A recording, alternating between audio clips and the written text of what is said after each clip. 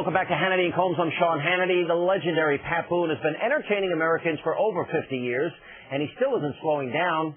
He is currently paying tribute to our troops and the National Guard in a moving music video called For Our Country that was featured in the first annual GI Film Festival this weekend. But that's not all. He also has a brand new autobiography out. It's called Pat Boone's America, 50 Years. Tell us a little bit about it. The book, you mean? Yes, sir. Well, it's a condensation of 50 years, and as I say that, I still find it hard to accept that a half century has gone by since I sang Two Hearts, Two Kisses and Ain't That a Shame and all those rock and roll songs, and then went into the movies and all that. But it has been 50 fast-moving years, and so this book is a memoir with 200 pictures, a coffee table type book. But it's also, the reason I call it Pat Boone's America, 50 years, is I hope it'll be seen, at least in some ways, as a social commentary, because I talk about the changes in our society, our culture, in the last 50 years. The America that I started out in was the happy days environment, where, you know, husband, wife, and kids had dinner together, and divorce was a fairly rare thing, and the idea of marriage being anything other than between a man and a woman was unthinkable. And under God and the Pledge of Allegiance was something all the American people wanted. What's fascinating about this is, you know, you're a guy that has remained true to your faith, your family, your values. You speak openly about your love of God and your commitment to all this. But yet, for how many years were you mobbed by screaming, gorgeous, good-looking girls? Well, a lot of years, and that was fun, and it was uncomfortable in some way. I nearly died in Manchester, England, when... Yeah, I'd really like to go through all that terrible discomfort that you've had in your life on that. Well, Pat, come on. Well, no, it is, especially if you're married with 4 kids. Oh, that's hard, yeah. And this girl grabbed my tie and tried to leave with it, and not realizing it was knotted around my neck. Yeah. And so there are things like that do happen, but the police rescued me. But, you know, I always knew, Sean, that they didn't know me. They saw an image, they saw a part that I played in movies, or they knew my songs, but that this was just part of the game that we were playing. Pat Boone's America is a great, and I think you ought to sue Hannity for taking that name. Yeah, well, we've had our lawyers looking into it. But I know.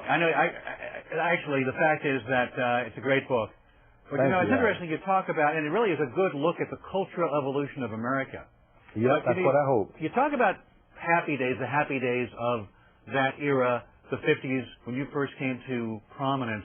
But is that really the accurate look? I mean, you know, we had segregation, we had separate water fountains for African Americans, we had women who couldn't get into the workplace. So does happy days really reflect what was going on? That's a good question. Yes, I think it does. It's not a complete picture, but we had plenty of problems, and we'll always have problems. But I think, you know, Lincoln quoted Jesus saying, "A house divided against itself cannot stand." During the 50s, during Vietnam, during our main big conflicts up to Vietnam, actually, we were a house united. And so we knew we had problems we had to work out with segregation, inequalities of various types, all kinds of things to work on, but we were working on them pretty much together. Now we are so separated and segregated.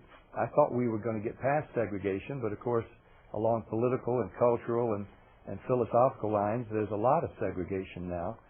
And so the second part of that statement is the house divided against itself cannot stand. And we are now looking at this in Iraq, and the Congress has just sent a message to the whole world of Islamic terrorism that, okay, you win. We can't beat you. We'd like to get out of this thing because we don't have the courage or the resource that you do, so we'd like to back out and admit that we're defeated. I would disagree with that, Pat, with all due respect, in that, you know, we want to redeploy, at least Democrats want to redeploy resources to Afghanistan, get out of Iraq where they feel it's a no-win situation, where it's a civil war, where Americans are dying, and this idea that simply because most of the people in the country feel that way, that they want to be defeated, really is not. You know, most Americans really would like out of that horrible conflict. Listen, we all would like out of it. We really would, but once we come back from Iraq, if we haven't established some sort of apparent victory in our goal, our mission, which is to leave Iraq with a government that can be a democratic government in the Middle East, then we really are admitting that we just failed in our mission. We couldn't do it. I admit it's horrible. All war is. This is particularly bad. But I've got a young friend, a Marine I've known since he was in an orphanage where I hold a golf tournament every year. He was a little kid tugging at my pants leg and asking if I would write him. Then he's 6'5", he's a Marine now, he's in Iraq. And he calls me, he's in communication, so he has access to satellite communication. And he says, Pat, we're winning over here. The Iraqi people love us. We get more support from the Iraqi people than we do the American people. But it's never reported in the press. We've started schools and hospitals, and we're trying to get this country on its feet. But of course, they're being terrorized, or they're not being terrorized, but they're being shot at and killed in too many cases by people who simply don't want that country to be an independent democratic society.